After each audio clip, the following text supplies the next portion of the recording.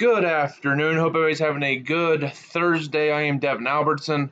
This is the Missouri 8-Man Football Show, as you can see on the screen right now.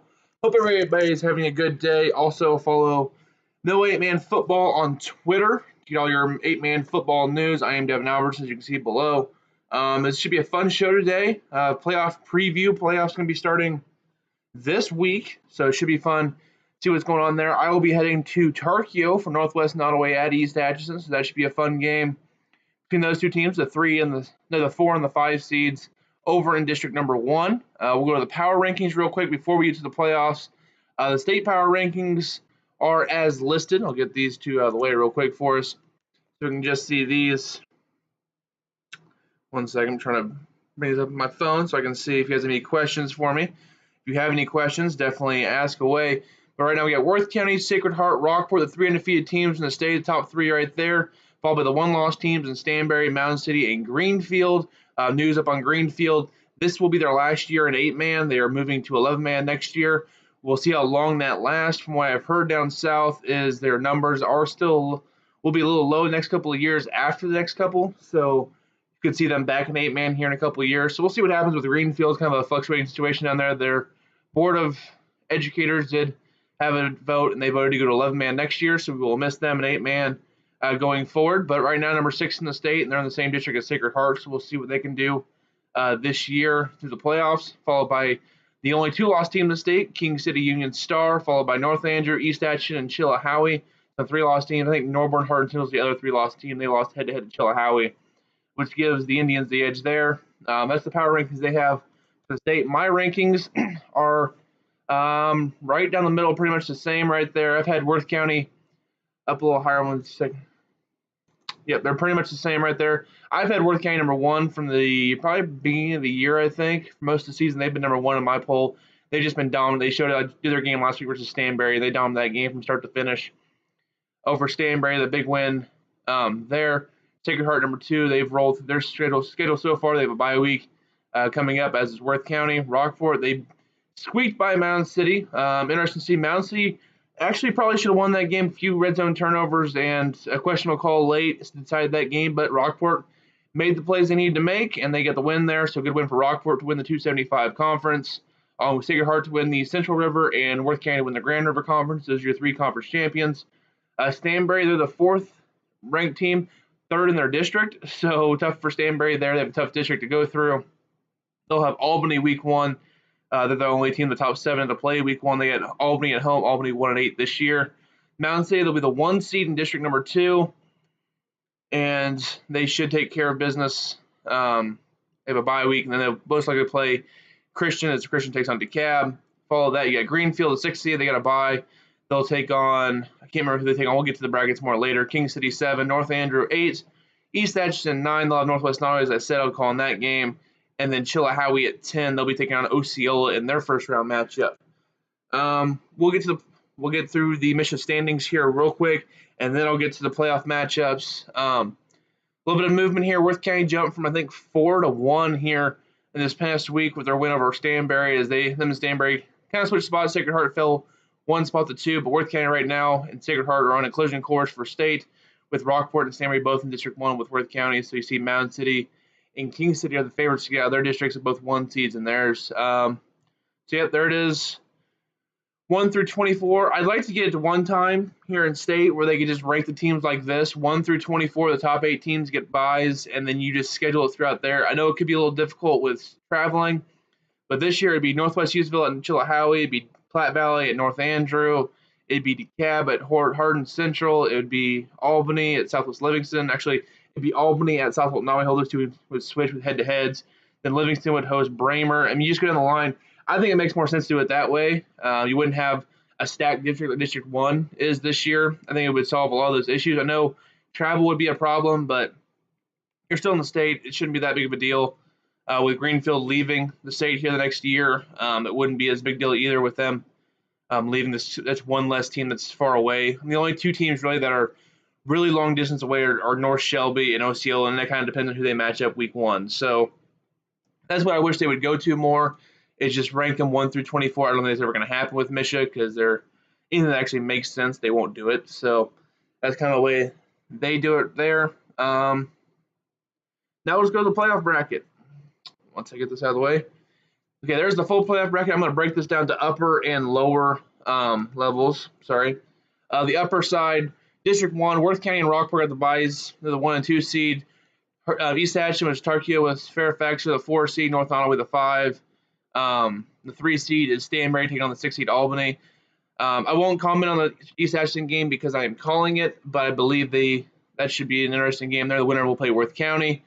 Don't see either one having much of a chance versus the Tigers there. Stanberry versus Albany. I expect Stanberry to win that game rather easily, and they'll take on Rockport, which will probably be the game of the week in the 8-man the next week. Top 4 matchup over in Rockport. That should be interesting. And St. Joe Christian versus DeKalb. That game should not go past the first half. St. Joe Christian will take on Mountain City. That could be an interesting matchup between those two schools. Christians get a lot better throughout the year, which they always do down there in St. Joe. There's a team that always gets better with the Jewels down there. They always improve as the year goes on. So it'll be interesting to see how they match up with Mountain City. And South Holt and Nottaway Holt, I think they'll take care of Platte Valley this week. Should be a halftime game as well as it was earlier this year. Even with a couple of injuries that the Spartans have, they shouldn't have much trouble with South Nottaway, Platte, and Jefferson, so Platte Valley. And they'll take on North Andrew next week, and that should be interesting to see what they do versus the defending state champions. North Andrew has a really good passing attack, and that's one thing that the Spartans have struggled to stop over the past so many years, is stop a good passing game. So we'll see what happens there when they match up with the Cardinals of North Andrew. Even though North Andrew's on a down year, South Holt Nottaway Holt's not as good as they have been the past couple. So we'll see what happens there with them versus North Andrew. But my picks to win these two districts right now would still be Worth County and Mountain City to win these two districts, the 1 seeds. I'm more confident in Worth County to win their district than Mountain City, but we'll see. Even if though Worth County's in a tougher district, I think Worth County is just that good. And they're my pick to win state right now. So they're just that good right now. And then we'll go to the lower half of the state bracket. Stewartsville versus Bramer. The winner takes on King City. I think Stewartsville will beat Bramer. I'm still kind of weird, confused by this district's setup with this one because actually Bramer has the fewest amount of points. They should be the 6th seed, but they switched them in North Shelby for some reason. I'm not sure why, but they did so. Pattonsburg, they'll take on North Shelby. I think Pattonsburg will win that game. I think Pattonsburg will beat Southwest Livingston as well and make it to the district championship game versus King City, where King City will eventually win that one. Another shootout. They had one earlier this year with Pattonsburg. I think they win it again at home. I think King City wins District 3, but it'll be a barn burn between them and Pattonsburg for that district championship game. 2 GRC teams in that one. And then District 4, you have Norborn Hardin Central taking on Northwest Hughesville. That shouldn't be much of a game. We'll take the Aggies, Norborn Hardin Central. And I think they'll lose to Sacred Heart. Sacred Heart will move on to district championship game. Chillicothe versus Osceola. I'll take Chillicothe to win that game close. And then Greenfield take care of Chillicothe. And then Greenfield, Sacred Heart. I think Sacred Heart is going to beat Greenfield. I think Sacred Heart will beat King City as well. Instead of a Worth County Sacred Heart championship game, I think Worth County is going to run away with that one too. This might be the most dominant team. May not be the best team, but most dominant compared to the competition we've seen in years with this Worth County team. They're just so good in the front lines. I've called 2 of their games this year, and they both were pretty much over at halftime. So Worth County is just that good. We'll see what happens going forward. But right now, Worth County, by far the favorite to win state right now in my eyes, with Sacred Heart being the biggest contender from down south. But we'll see what Greenfield, if they've improved through the year, when they can get versus Sacred Heart the championship game in that district. And we'll see what King City can do in theirs. The 2 games I'm looking forward to in the second round will be, actually there's 3 games. They're all in the upper half of it. It'll be Rockport, Stanberry, Mountain City Christian, and then North Andrew versus South Holt Nottaway Holt. I just want to see how those 3 teams match up because you're having a bunch of 275 versus GRC matchups of teams that are pretty even in the respective conferences. Maybe Mountain City Christian's a difference, but Christian's a kind of different animal with the way they progress throughout the year. So I want to see how Rockport and Stanberry, 2 of the best teams in each of their conferences, match up. I want to see how North Andrew and South Holt Nottaway Holt, how they match up as well. So I think right now they're all living in Worth County's world, though. So that's what I have for that. I don't have any other. If anyone has any other questions, that should be all that I have for you today. Of course, follow me on Twitter at Devin Alberts. I'll be tweeting out the scores from Tarkio, from Northwest Nottaway, East Atchison this Friday at 7. Also, follow Mo 8-Man Football on Twitter, as they'll give you all your stuff you're going to need for updates from 8-Man, whether it's scores, standings, a few stats things. People post them online, and just stuff like that they try to do a good job of sending it all out. Again, the big news that came out this morning was Greenfield voted last night and said they were leaving 8-man effective next year. So this is their last season in 8-man. Kind of an interesting situation down there down south with a few of the other schools down south, down around Kansas City, maybe a little south of there in the CRVC conference. I think that's what it is. They've had a lot of schools down there who are struggling with numbers, and they might be going 8-man here the next couple of years. So to see them move up to 11-man is a little bit puzzling. You can kind of see the writing on the wall, and some of the other teams down south are searching for numbers a little bit and searching for an answer to whether to get them up or just go straight 8-man and just try to compete down there. And honestly, if you're right on the bubble there, you're some of these schools and you have 130 kids or less in your high school, and you're like, hey, we're getting destroyed in 11-man Class 1, it makes sense to go to 8-man and compete with some of the schools down here and actually influx of talent down south in 8-man, because there hadn't been a team. The team that's the farthest south to ever win a state title is DeKalb in the 90s. DeKalb's the farthest one. They're south. They're just right down in St. Joe. So no team farther south that has won a state title. St. Joe Christian's won one, and DeKalb. Those are the two farthest teams south. Other than that, it's North Andrew. You have Mound City, who has a bunch of them. South Nottaway has a couple. South Nottaway has a few. Worth County, Stanberry. I mean, if you just look around, North Nottaway, I think maybe, I can't remember if they won one back in the day or not, but it's all up in this area of the state. So in Northwest Missouri. So if you can get a couple schools down south who could possibly bring some talent in there, maybe influence it lower in the state and give a little more of a solid outlook. Because right now, the stigma in the 8-man is, hey, it's all the talents in the Northwest, everything down south or east of the Northwest part of the state is just awful. They're not very good. And I think if you get some of those other teams to drop down, you might be able to see an influx of talent there, and you could have state champions from elsewhere in the state instead of just Northwest Missouri, and maybe give them a more of a challenge with the Worth counties and the Stanberries and the North Andrews and stuff like that. So we'll see what happens going forward. As I said, the farthest team to ever win a state championship in 8-man, farthest team south of DeKalb. So, and that was in the early 90s. So that was in the 90s. So it's been a while since anybody in 8-man has won a state title. Other than those, actually, one second, I think I have it up here real quick. I can get it for you. Yeah, right here, past champions. Yeah, so here's the champions since '88. South Holt, North Nottaway, Nottaway Holt, Nottaway Holt. Tie between South Holt and South Nottaway, and a tie between South Holt and North Andrew. Fairfax, Worth County, North Andrew, Worth County, Mound City, Worth County, DeKalb, and 02.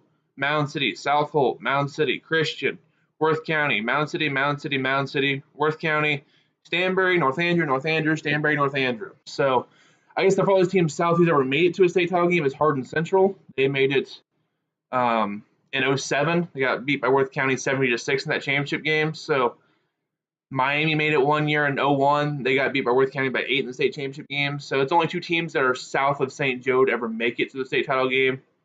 Southwest Ludlow made it in 1990 to the championship game. They lost to Nottaway Holt. So those are the only teams that are south that have actually even made the state title game, let alone win it. So it'd be nice to see some other schools. Nice to see other schools maybe down south compete for it, so you have a more well-rounded state. So 8-man's not looked like a joke around the rest of the state. It's like, hey, it's only the schools in Northwest Missouri that beat up on each other and they have to crown somebody. You'd have a more well-rounded state. You have north and south a little bit more. I know North Shelby out east is trying to get into it as well. So it'd be more of a comprehensive state championship in the eyes of the people around the state if you actually had more schools from other parts of the state in it. So that's just a personal opinion of mine. So we'll see what happens going forward if any other schools join 8-man. I know we're up to 24 now. We'll be down to 23 next year with Osceola joining this year, and then Greenfield are leaving. So we'll see what happens going forward. But that's all I really got for you today. I'm glad everybody tuned in here. I thought it was a good discussion that happened. So I want to thank everybody for tuning in. Everybody have a good weekend. I'm at Northwest Missouri State, so it's homecoming weekend here for us. So really chaotic last couple of days for me. So we'll see what happens. I want to thank everybody for tuning in. Everybody have a great rest of your day. Also tomorrow, Friday morning, from 9 to 10 a.m., Friday Take with myself, Jordan Riley, and Luke Sanders. And then Friday afternoon, 2 to 5 with myself, Trevor Mater, Ryan Elliott, and Sean Nino for Weekend Sports Kickoff. We'll be talking about your stuff on there as well. So thanks, everybody, for tuning in. I'll make sure everybody has a good day. Everybody have a safe weekend. Enjoy some football on Friday night. If you have any questions, 8-man, I know quite a bit, I believe. So if you have any questions, definitely shoot them my way. I definitely like input back and forth. So thank you, everybody, for tuning in. Everybody have a great rest of your day. I am signing off. Everybody have a great weekend.